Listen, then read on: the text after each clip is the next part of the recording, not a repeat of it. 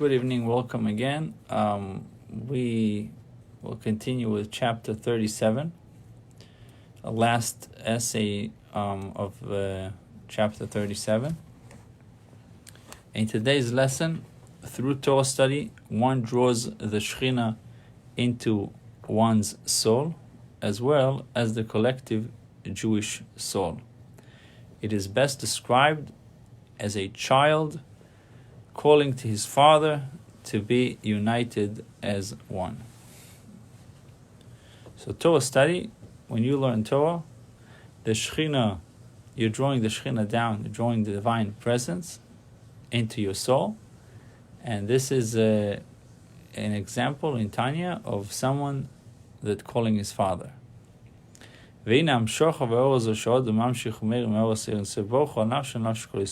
influence and illumination generated by one's Torah study, which man draws from the radiance of the infinite light upon his soul and upon the souls of all Israel, so individually and also collectively, meaning, as will be explained later, that the light is drawn into the spiritual level known as the Shekhinah, Knesset Yisrael. Mekoyer kol neshamas Yisrael, the source of all the souls of Israel, and thereby the infinite light reaches not only the soul of the person studying Torah, but also the soul of every single Jew. This illumination, which one draws through his Torah study, is referred to as calling, as in the Talmudic expression concerning a student. In Jerusalem Talmud, concerning a Torah student, it says, Koire Batero. You're reading the Torah, that's one way of explaining it, or translating the word Koire, reading. But Koire is also calling. I am calling you, Ani Kore Lecha, I'm calling you. So Kore could mean calling, and it could also mean reading. Likro is to read. So Kore B'Torah in Jerusalem Talmud, they explain what is Kore B'Torah. It means that you're calling God. Usually translated as one who reads, studies the Torah, but reinterpreted here as one who calls God through Torah. What is the instrument you're using to call God? You're calling Him through Torah. Through the learning of Torah, the occupation, the involvement that you are involved in learning Torah, it's as if you're calling God to come to you. The phrase means that in Torah study, one calls God to come to him, so to speak, specifically with Torah study. Okay. Like someone who calls his friend to come to him. Like a small child who calls his father to come to him. To be together with him, to play with him. Not to be separated from him and to be one with him.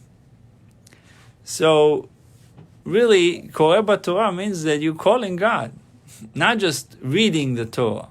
Koreh means also calling. So every time we learn Torah, we call Hashem. We call Him to be with us. And that's why it says Hashem is close. We say it in the davening, twice a day in the morning, and the third time in Mincha. It's in the Ashrei. We say Korov Hashem. Hashem is close to all those that are calling Him truthfully. Korov Hashem. To whom does Hashem is Korov? God is close to those who call Him. How do you call God? You call Him through learning Torah. That's the way to call God.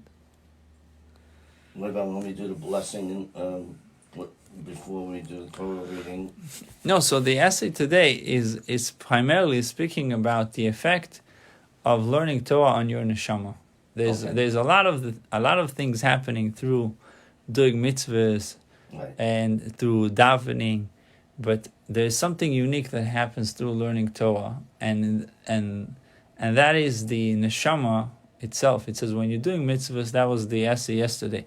When we're doing mitzvahs, that it affects your body, physical body, the environment that you're in. When you're learning Torah, it affects your neshama. Right. Yeah. Obviously, when you're doing mitzvahs, it also affects your neshama. But what is the direct effect that happens when learning Torah is your neshama connects to God. Right. So he said over here that really what happens is every time you're learning Torah, it's like screaming, Father, Father. You're calling God to be one with you. It says, what does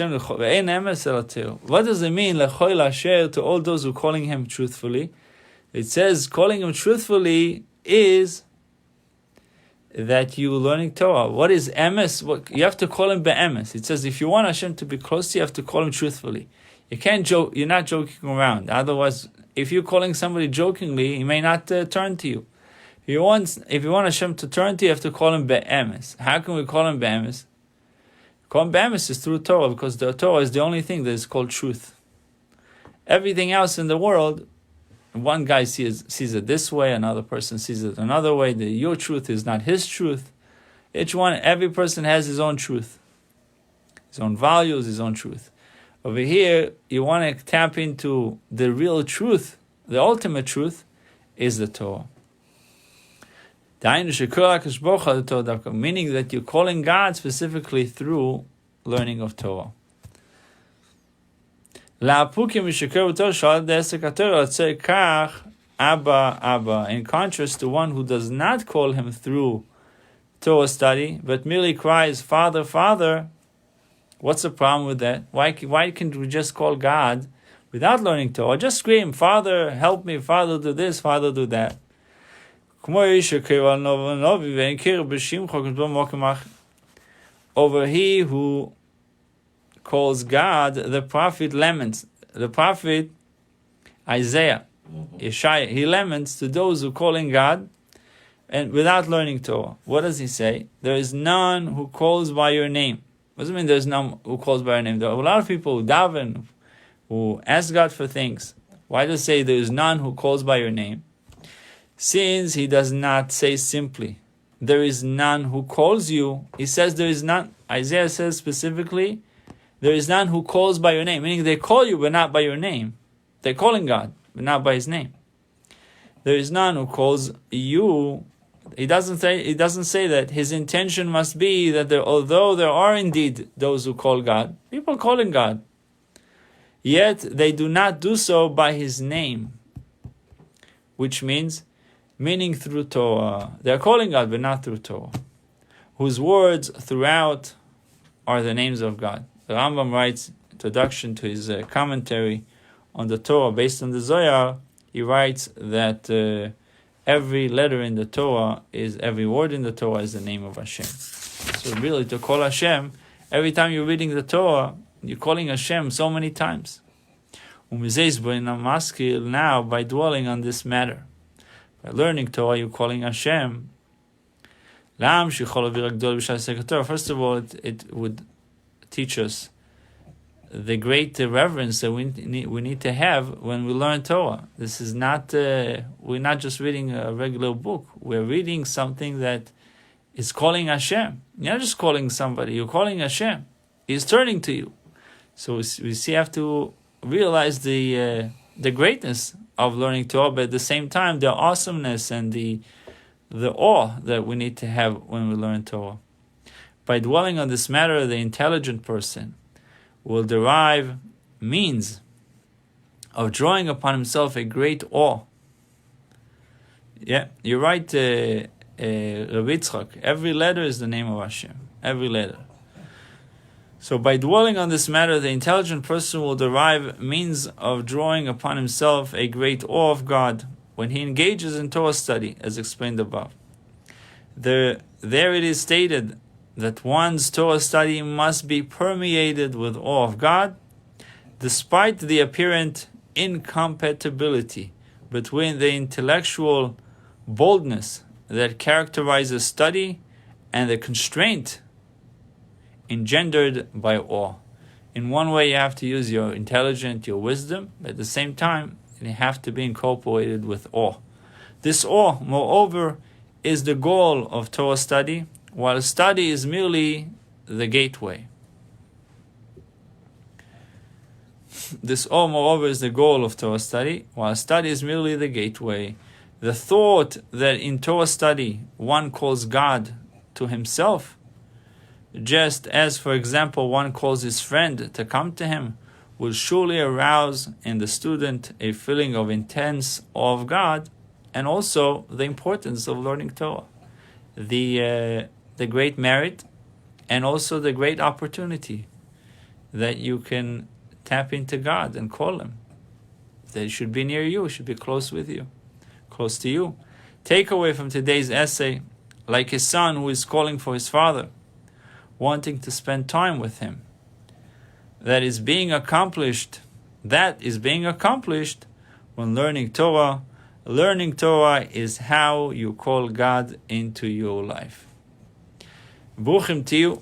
We will continue with another short 2 videos. So stick with us. Thank you for all who are already watching. And I'll see you soon.